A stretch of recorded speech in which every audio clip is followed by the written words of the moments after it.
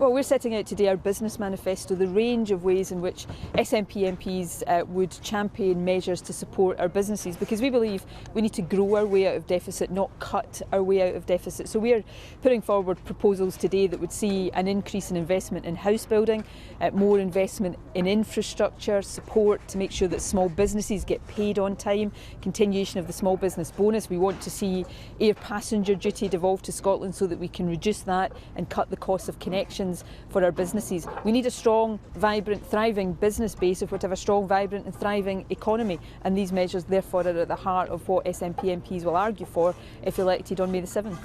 Building business, but will you concede another measure might involve borrowing?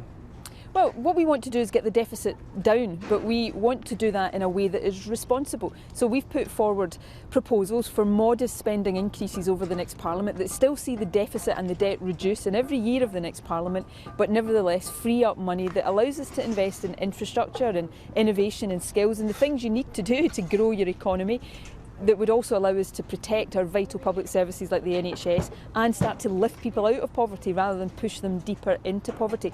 And that's a clear choice people have at this election. They can vote for more austerity with the Tories, Labour and the Liberals, or they can vote for an alternative to austerity, a fiscally responsible alternative to austerity that's been put forward by the SNP.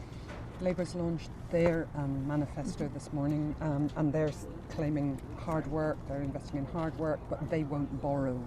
Well, Labour are promising more cuts in the next Parliament, and we've heard Ed Balls admit that today in direct contradiction to what Jim Murphy has been trying to say over the past week. So we know now that if Labour is in government, left to its own devices, there'll be further cuts to Scotland's budget.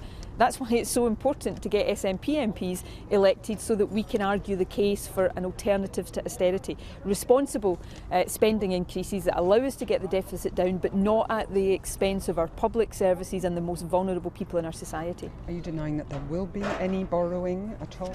Well, we want to get borrowing down, but we want to do that in a way that doesn't penalise vulnerable people, that doesn't undermine our public services and doesn't constrain growth in our economy. We're putting forward a very clear, very responsible alternative to austerity. The other parties want to cut more, we don't, and that's the key difference.